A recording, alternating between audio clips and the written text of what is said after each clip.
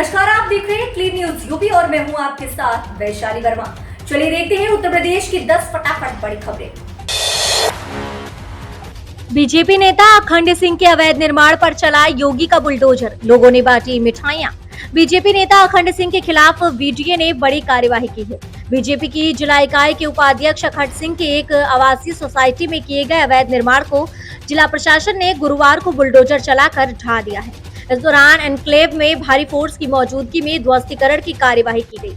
आपको बता दें कि बीजेपी नेता के अवैध निर्माण को लेकर 2 दिन पहले ही वरुणा एनक्लेव सोसाइटी की महिलाओं ने विरोध प्रदर्शन किया था। जिलाधिकारी और बीडीए वीसी ने मामले की जांच शुरू की थी। आबादी की जमीन पर अवैध निर्माण की पुष्टि पर ध्वस्तीकरण की कार्यवाही की गई। सिकरौल की वरुणा एनक्लेव सोसाइटी में अवैध निर्माण ध्वस्तीकरण का एनक्लेव की महिलाओं ने स्वागत किया। मौके पर मौजूद लोगों ने योगी सरकार जिंदाबाद, जिलाधिकारी जिंदाबाद, पुलिस आयुक्त जिंदाबाद, बीडीए जिंदाबाद के नारे लगाए और बांटी गई मिठाई। यूपी की राजधानी लखनऊ में शहीद को कूड़े से सलामी दे रहा है सरकारी सिस्टम। आजादी के अमृत महोत्सव के तहत पूरा देश आजादी के लिए अपने प्राणों की कुर्बानी देने वाले शहीदों को याद कर रहा है। ऐसे में राजधानी लखनऊ में सड़ चुके सिस्टम की एक झलक देखने को मिली है। लखनऊ के तेलीबाग में बनी डिफेंस कॉलोनी में एक शहीद को सरकारी तंत्र कूड़े से श्रद्धांजलि दे रहा है, या यूं कहें कि कूड़े से उसे सलामी दे रहा है। जी हां, हम बात कर रहे हैं जम्मू कश्मीर में 4 अक्टूबर 2010 को पेट्रोलिंग के दौरान शहीद हुए भारतीय सेना के हरीश सिंह नगरकोटी की, जिन्होंने मात्र 28 साल की आयु में अपने प्राणों को धरती मां के नाम पर कुर्बान कर दिया था। उनके नाम से 2011 में तेलीबाग की डिफेंस कॉलोनी में एक पार्क का नामकरण किया गया था। उसके बाद ये हालात है कि शहीद के नाम पर बना हुआ पार्क आज डंपिंग ग्राउंड बन गया है। इस महीने के अंत तक शुरू होंगे 26,000 पदों के लिए आवेदन। उत्तर प्रदेश पुलिस भर्ती एवं प्रोन्नति बोर्ड जल्द ही यूपी पुलिस कांस्टेबल भर्ती का नोटिफिकेशन जारी करेगा। इस भर्ती के अनुसार कांस्टेबल के 26,000 रिक्त पदों को भरा जाएगा। ये कयास लगाए जा रहे हैं कि स्वतंत्रता दिवस यानी 15 अगस्त के बाद कभी भी ऑनलाइन एप्लीकेशन का प्रोसेस शुरू हो सकता है। जल्द से जल्द पुलिस विभाग में 40,000 रिक्त पदों को भरे जाने की संभावना है। इच्छुक उम्मीदवार ऑफिशियल वेबसाइट पर जाकर आवेदन कर पाएंगे। यूपी के मुख्यमंत्री फेलोशिप योजना का शोध छात्र उठा सकते हैं लाभ, मिलेगी हर महीने 30,000 सैलरी।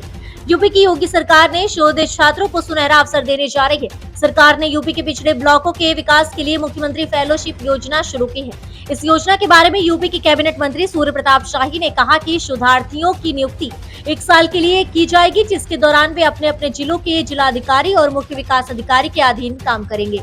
सरकार अब शोधार्थियों पारिश्रमिक के रूप में 30,000 रूपए प्रतिमाह सैलरी, अतिरिक्त भ्रमण के लिए 10,000 रूपए प्रतिमाह और टैबलेट खरीद के लिए एकमुश्त 15,000 रूपए देने का ऐलान किया है। मुख्यमंत्री फेलोशिप कार्यक्रम के लिए आवेदन 24 अगस्त तक किया जा सकता है। यूपी में कोरोना मरीजों की मौत से मचा हड़कंप, एक्टिव मामलों की संख्या पहुंची 5,800 के पार। उत्तर प्रदेश में एक बार फिर कोरोना संक्रमण के मामले तेजी से बढ़ने लगे हैं। पिछले 24 घंटों में 1,000 से ज्यादा नए केस मिले हैं। यही वजह है कि प्रदेश में एक्टिव मरीजों की संख्या 5,800 के पार पहुंच गई है। वहीं 3 कोरोना संक्रमित मरीजों की मौत से स्वास्थ्य विभाग में हड़कंप मच गया है। प्रदेश में बीते 24 घंटे में 1,029 नए कोरोना संक्रमित मरीज मिले हैं। इस अवधि में गौतम बुद्ध नगर में सबसे ज्यादा 193 केस पाए गए हैं। वहीं लखनऊ में 95 और गाजियाबाद में 115 लोगों में कोरोना की पुष्टि हुई है।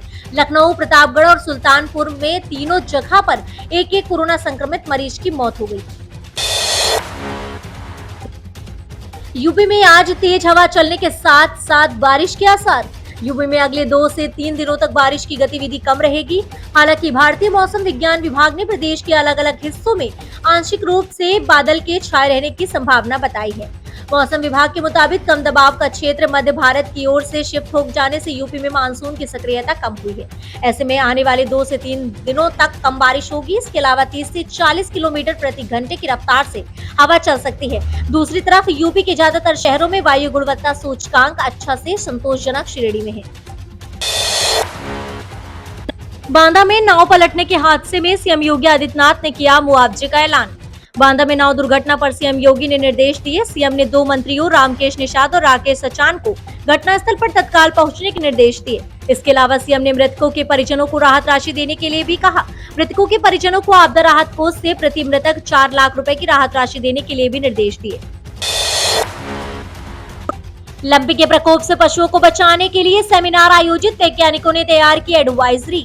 सेमिनार में लंपी बीमारी के लक्षण, उपचार, रोग संस्करण व सावधानियों को लेकर एक एडवाइजरी तैयार की है। वहीं सेमिनार की अध्यक्षता कर रहे विश्वविद्यालय के कुलपति ए.के. श्रीवास्तव ने कहा कि पशुओं को रोग मुक्त रखकर किसान को पशुपालन के माध्यम से समृद्ध बनाना है।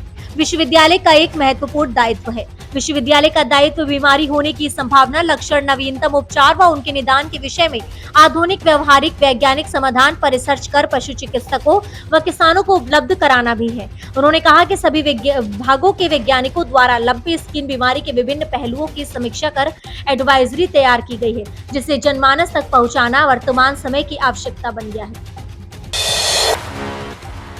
इस बार लाल किले की प्राचीर से ये बड़ा ऐलान कर सकते हैं पीएम मोदी, लोगों को होगा सीधा फायदा। 15 अगस्त को लाल किले की प्राचीर से प्रधानमंत्री नरेंद्र मोदी जीवन रक्षक दवाओं की कीमतों को लेकर बड़ा ऐलान कर सकते हैं।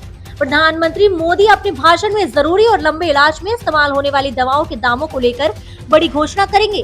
आपको बताते चले कि प्रधानमंत्री बनने के बाद नरेंद्र मोदी का लाल किले की प्राचीर से ये नवा भाषण होगा। उन्होंने पहली बार साल 2014 में लाल किले से भाषण दिया था। जानकारी के मुताबिक जरूरी दवा की लिस्ट यानी NELM में बड़े पैमाने पर बदलाव हो सकता है।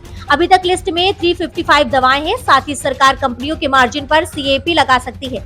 ऐसा होने की स्थिति में दवाओं के दाम 70% तक कम हो जाएंगे। सरकार इसको कई चरणों में लागू कर सकती है।